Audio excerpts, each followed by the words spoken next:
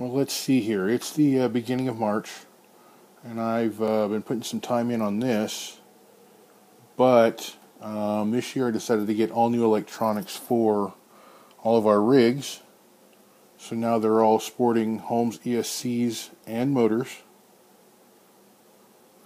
Recently I put I got my last BRXL, waterproof BRXL for the Scout, and you can see it sitting without axles.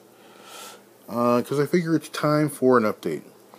Now, 2 years ago when I put it together, I didn't start with the beef tubes right away, but I immediately put them in after. So this thing ran with beef tubes for 2 years with no problems, an AE2 with no problems. Yeah, I did have servo problems because of the cheap servos I was using. But for the most part, it's been a great truck. Now, to replace those beef tubes, I've went ahead and gone with the Ottsix TKO axles.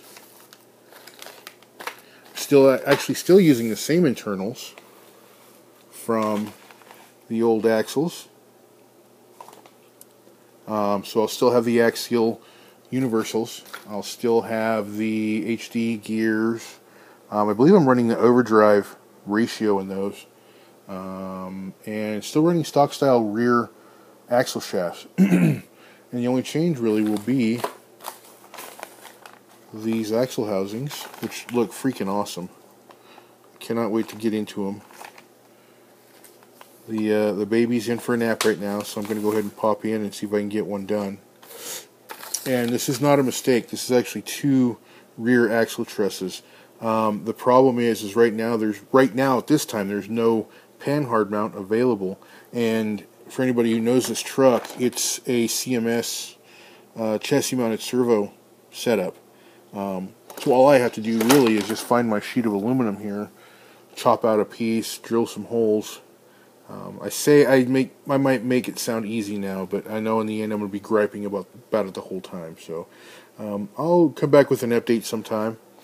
Maybe get one of these done and show how it looks. Maybe open it up and see what the inside looks like. I will check you later. Well, that didn't last long. It's like 5 minutes later. Put on a movie. Here's everything out of the package. The truss looks great.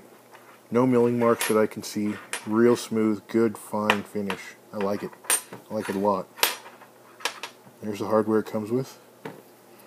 Here are the housings. If you look inside, they're extremely similar to the stock axial axle housings. Little few differences here, not a big deal. I am looking forward to finding the inner tubes for these though, just because they are plastic, and I know I don't abuse this truck, but things happen, and I want to make sure that these last a while. And then here is the hardware for the axle housing itself. Even though these at this current time, at the beginning of March 2016, are $15 for each set of axle housings. I would rather make them last a long time. So I'm going to get these together and let you know if I have any issues, but I kind of doubt it. These things are clean. There's no molding marks that I can see. No apparent molding marks. There's a few. You can see where the injection points are, but they are clean.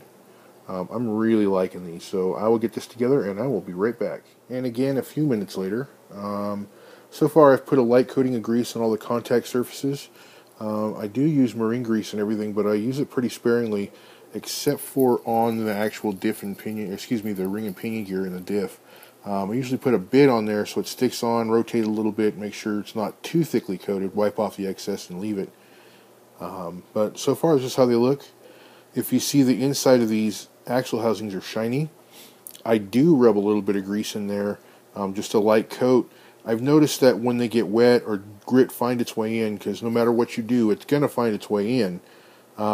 It's better to have something for the grit and the crap to either soak into or to slip off of or to stick to.